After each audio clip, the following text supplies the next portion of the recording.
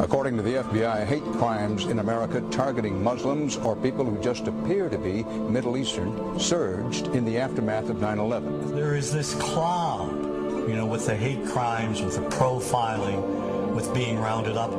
Again, I think this illustrates the power of film, that in spite of the reality, in spite of the material that we know to be true, we still embrace the mythology. The mythology is still a part of our psyches. Stereotypes take a long time to wither away. And for many of us, we're comfortable with our prejudices. We don't want to change. We've grown accustomed to this face.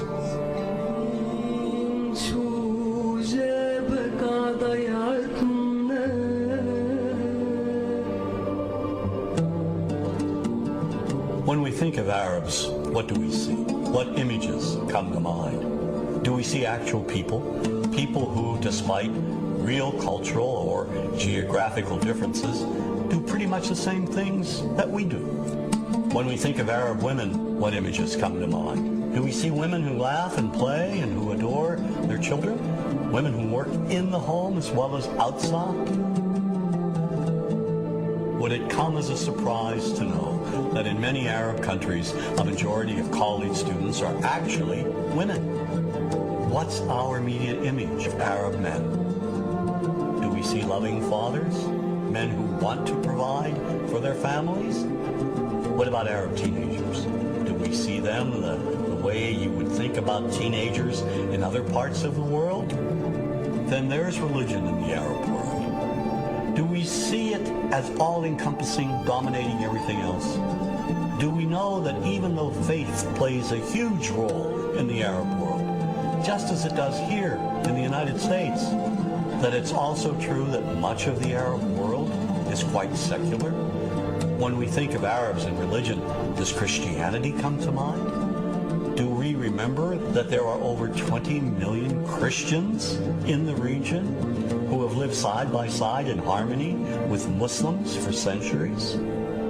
To their credit, some filmmakers have shown Arabs and American Arabs in all their complexities. An excellent way to shatter a stereotype is through laughter, through comedy. So we have comedians. Comedians have done this historically. Black comedians, Jewish comedians.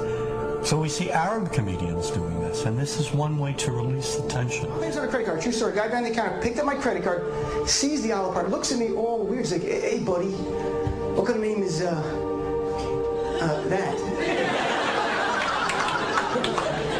I'm like, well, sir, it's an Arabic name. He goes, what does this mean? So I'm like, well, translate it to English? It means peaceful, friendly Arab?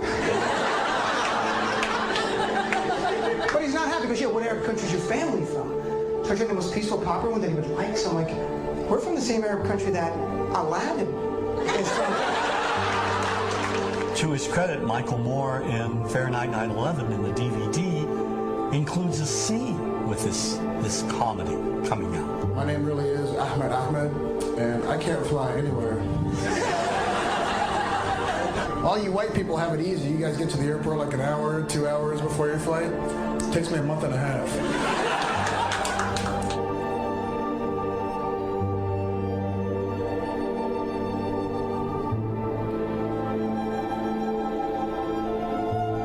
Nous vivons dans un monde qu'on peut critiquer, qui est le monde de la dérision. Vous le savez bien, et dans les médias, je dirais, le monde de la dérision, on se moque de tout. Le fait que ça se fasse me satisfait. Parce que ça veut dire que nous avons, qu'on est libre. Peu à peu... Il faut qu'on soit beaucoup plus sage que ça, qu'on rentre pas dans ces provocations. Et c'est pour ça que... C'est l'autocensure, ça, Jamel. Tu comprends ce que je veux dire? Si on commence à pas faire de dessin pour pas choquer les musulmans... Non, c'est-à-dire que pour moi... C'est de l'autocensure. C'est la fin de la liberté d'expression. Pour moi, la liberté d'expression, la liberté d'expression et le respect font partie, sont mariés ensemble. Moi, je suis pour la liberté d'expression. Mais si je vais blesser une personne, pourquoi blesser la personne? Non, mais si moi j'ai envie de faire une caricature sur Mahomet ou sur un rabbin ou sur Jésus-Christ, il faut que j'ai le droit de le faire. Tu comprends? C'est ça la France. Quand tu sais que tu vas blesser 10 millions de personnes, pourquoi tu vas les blesser? Pourquoi? C'est la liberté, c'est ça. C'est la liberté de...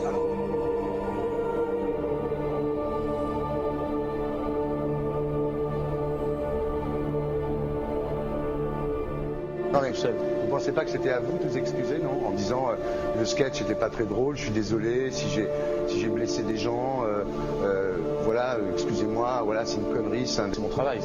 Mais vous ne referiez pas le même sketch quand même. Mais le spectacle que je fais reprend en grande partie les lignes de ce sketch.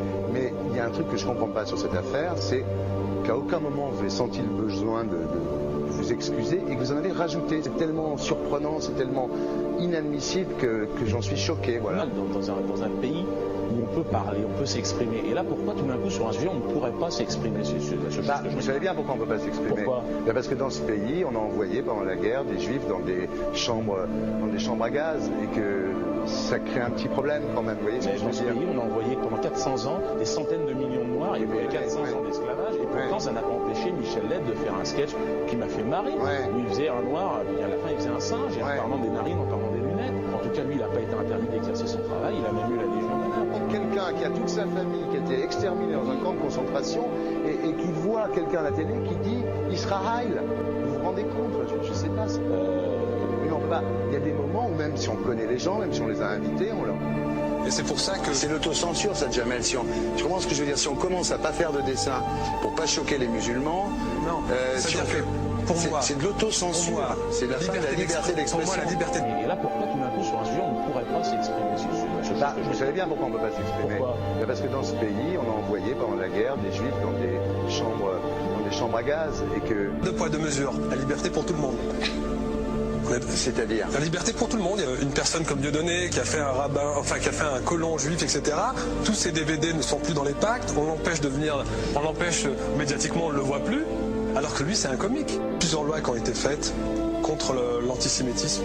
Et moi, je fais un appel aujourd'hui de faire une loi contre l'islamophobie.